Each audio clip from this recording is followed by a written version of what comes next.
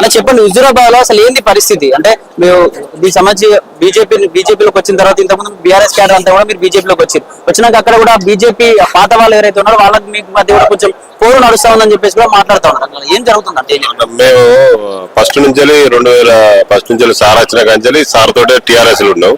TRS తర్వాత sir బీజేపీలోకి పోయాడు. బీజేపీలోకి పోయాక నేను సర్పంచ్లే, మాజీ సర్పంచ్ని.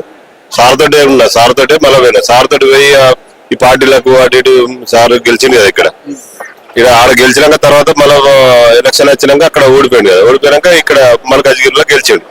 అదే మల్కాజ్గిరి కూడా మేము వచ్చినాం పాతలో.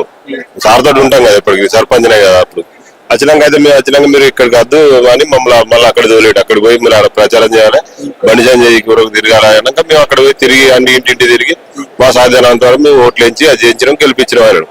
గెలిపించినాక తర్వాత ఇప్పుడు ఈ ప్రోటోకాల్ ప్రకారం ఎప్పుడన్నా మీటింగ్లు పెడితే మేము కూడా మాజీ సర్పంచ్లు ఏమన్నా ఇప్పుడు మమ్మల్ని కూడా పిలవాలి కదా స్టేజ్ మీదకి. ఎక్కడ స్టేజ్ పిలిచి లేదు, రెస్పెక్ట్ లేదు, ఏది లేదు. ఏం లేదు. జడ్పీటీసీలు ఉన్నారు, ఎంపీటీసీలు ఉన్నారు, చాలా మంది. ఇప్పుడు వచ్చిన వాళ్ళు అంతా చాలా మంది పదవులు చేసిన వాళ్ళు వచ్చారు. ఇప్పుడు ఈటల అందరు మనుషులని పిలువకపోవడు కరెక్ట్ కాదు, ఇది ఇట్లా చేసుడు అనే వాళ్ళు ఏం చేసిన వశపడతలు ఒకసారి సారు చెప్తామని. ఈయన తెలుసా తెలుస్తలేదా మరి ఎట్లా అని అందరు నియోజకవర్గం మొత్తం అన్ని మండలాలలో 5 మండలాలను కలిసి ఇవాళ సార్ దగ్గర రావడం జరిగింది. సార్ దగ్గరకు వచ్చి మీరు అప్పుడు ఉన్నారు ఇవన్నీ పెట్టిరు కదా, ఎవరి అభిప్రాయం వాళ్ళు చెప్పారు. అట్లా మాట్లాడినాక ఎందుకు నేను ఉన్నా కదా, వస్తా పార్టీ మనదే ఉంటది, మంచిగా ఉంటది, మనం ఇదే పార్టీ ఉంటాం, అది మంచిగా బాగుంటది అయ్యా సార్ చెప్పినాక సరే అన్నా ఓకే అని. పాడి కౌశిక్ రెడ్డి గారు గెలిచినప్పటి నుంచి అక్కడ పరిస్థితి ఎట్లా ఉన్నాయి మరి? పాడి కౌశిక్ రెడ్డి గెలిచిన కాంచాలి. ఆయన గెలిచేది లెక్కే కాదు, వాళ్ళ బిడ్డను చచ్చిపోతే అడ్డం పెట్టుకొని గెలిచిండు. ఈయన గెలిచేది అప్పుడు ఒకసారి చచ్చిపోతారట అని మా జనం అంతా ఏం చేశారు, ఆయన ఓటేసి గెలిపించడానికి ఇప్పుడు బాధపడతారు. ఈయన బయటికి నన్ను గెలిపించి కాలవాడితే పని చేసేది లేదు, ఎవరు సత్తరాడా బత్తరాడా. ఈయన ఉన్నప్పుడు ఏంటంటే ఎవరైనా చచ్చిపోయినా బతికినా కానీ ఈయన వచ్చేది, మేడం వచ్చేది, పాప వాళ్ళు లేని వాళ్ళకి ఏమైనా సాయం చేసేది. పురాగా లేని వాళ్ళు దాన ఖర్చులు మొత్తం ఆ దినాల ఖర్చులు అన్ని పంపించి చేసేది. ఏమన్నా ఇల్లు లేని వాళ్ళకి ఇల్లు కట్టుకున్నా కానీ ఒక్క రూమ్ మందం అన్న రేకుల షెడ్ లేని వాళ్ళు ఉండేది. అప్పుడు రేకుల మందం రేకుల పైసలు ఇచ్చి, గోడల మందం పైసలు ఇచ్చి అవన్నీ చేసిండు. పెళ్లిళ్ళకు సాయం చేసిండు, అన్నిటి సాయం చేసిండు. ఇప్పుడు ఎవరు సాయం చేయకుండా అయింది. ఈయన ఇక చిన్న కంచెలు బాగా జనానికి ఇబ్బంది అవుతుంది. మాట ఉండాలి అంటే అటు ఇటు తిరుగుతాం, పని చేసుకుంటాం, అది వేరు మాది. ఇంకా రానోళ్ళ పరిస్థితి వాళ్ళ ఘోరంగా ఉన్నది అక్కడ ఒక్కొక్కళ్ళ పరిస్థితి. అలాంటి పరిస్థితి అంటే ఇప్పుడు మళ్ళీ వచ్చి హుజూరాబాద్ లో మళ్ళీ పోటీ చేయాలని చెప్పారా, లేకపోతే ఓన్లీ స్థానిక సంస్థ ఎలక్షన్ మీకు సపోర్ట్ చేయమని చెప్పారా? మా స్థానిక సంస్థల ఇప్పుడు ఎలక్షన్లలో మాకు మళ్ళా మేము నిల్చుంటాం, మాకు చేయాలి, సపోర్ట్ చేయాలి, సార్ రావాలి. మళ్ళీ మీరు కూడా సార్ మళ్ళీ నెక్స్ట్ ఇక్కడ ఎంపీ అయిపోయినాక మళ్ళీ ఎమ్మెల్యేకి అక్కడ నిల్చోవాలని మేము సార్ చెప్పడానికి అందరం కలిసి వచ్చాం. సార్ ఓకే అన్నాడు. మరి మీకు ఏం లేదు, నేను ఓకే, నేను ఉంటా, నేను వస్తా, అది నేను వస్తా, అక్కడ మీకు ఒక రూమ్ తీసుకుంటా, మండలానికి ఒకటి రూమ్ మాట్లాడితే రూమ్ తీసుకుంటా, ఏ మండలానికి ఆ మండలం అందరం కలిసి పనిచేయాలి, మోడీ కొరకు పనిచేయాలని చెప్పిండు. అలా చెప్పండి, వర్గపూర్ నడుస్తా ఉంది అని చెప్పి కూడా వార్తల స్టార్ట్, బండి సంజయ్ టీం అని చెప్పేసి, ఈటల టీం అని చెప్పేసి అసలు ఏం జరుగుతుంది హుజూరాబాద్? ఎలాంటి టీమ్స్ అనేవి ఏం లేవు. సరే ఎవరు ఇద్దరు ఉన్నప్పటికీ ఇద్దరు బీజేపీ పార్టీ, అలాంటి ఏ వర్గాలు లేవు. మామూలుగా ఫ్యామిలీలో గొడవలు ఉన్నట్టు పార్టీలో కూడా ఉంటాయి. అంత పెద్ద సమస్య అనేది వర్గాలు అనేవి ఏం లేవు, ఎలాంటి వర్గాలు లేవు. ఈటల వర్గమైన బీజేపీ, సంజయ్ వర్గమైన బీజేపీ, ఎలాంటివి లేవు. ఇంటిలో చిన్న సమస్యలు ఉన్నాయి, అవి మాట్లాడుకోవడం తప్ప ఎలాంటి వర్గపోవడం అనేది లేదు. ఇప్పుడు మరి మీరు ఏం మాట్లాడడానికి వచ్చారు? ఇప్పుడు 100 కాలాలతో ఎంతో మంది అభిమానులు ఇక్కడికి వచ్చారు, అసలు ఏం చెప్పారు ఈటల గారికి? ఈటల గారు ఏం చెప్తా ఉన్నారు?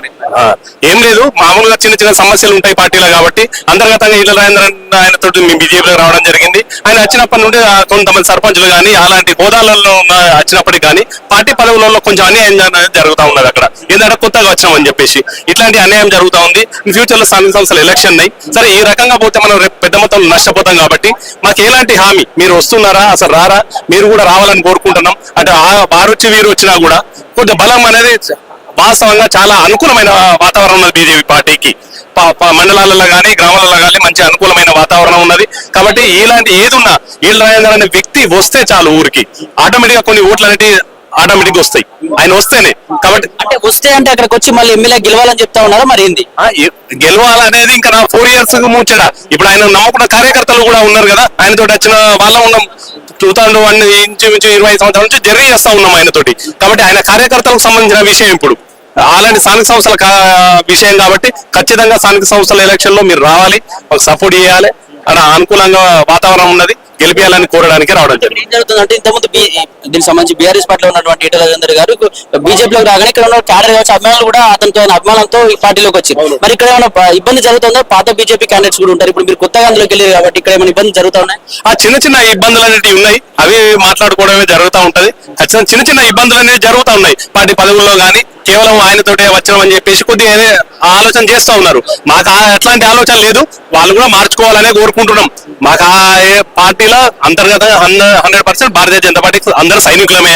ఎవరమైనా ఏ కార్యకర్త అయినా భారతీయ జనతా పార్టీకి పనిచేయాల్సిందే. కేవలం ఆయనతో వచ్చినామని చూడడం మంచి పద్ధతి కాదు. ఆయనతోటి వచ్చినప్పటికీ చేసేది భారతీయ జనతా పార్టీకే కదా పని. ఆయన అనేది మల్కాజ్గిరిలో ఉన్నాడు, మేము ఉన్నది హుజరాబాద్ లో. వాళ్ళ ఆలోచన సరళి మాత్రం తప్పు ఉన్నది. ఆ తప్పును ఖచ్చితంగా సరిదిద్దుకోవాల్సిన విషయం. అలా చెప్పు, అసలు హుజరాబాద్ లో ఏం జరుగుతుంది? పాడి కౌశిక్ రెడ్డి గారు గెలిచినప్పటి నుంచి అభివృద్ధి పనుల పరిస్థితి ఏంటి? ఎందుకంటే ఇప్పుడు ఈటల అక్కడి నుంచి వచ్చేసి దీనికి సంబంధించి మల్కాజ్గిరిలో ఎంపీ గెలిచిండు, మరి అక్కడ పరిస్థితి ఏం జరుగుతుంది? ఈటల రాజేందర్ పై కౌశిక్ రెడ్డి నేను 100 కోట్లు చేస్తా, ఇది చేస్తా అని తెచ్చి వచ్చి ఆయన ఎమ్మెల్యేగా తప్పుడు ప్రచారం చేసి ఏదో భయపెట్టి గెలవడం జరిగింది. ఆ గెలిచిన కాడి నుంచి ఇప్పటి వరకు కూడా అసలు అభివృద్ధి అనేది లేకుండా పోయింది.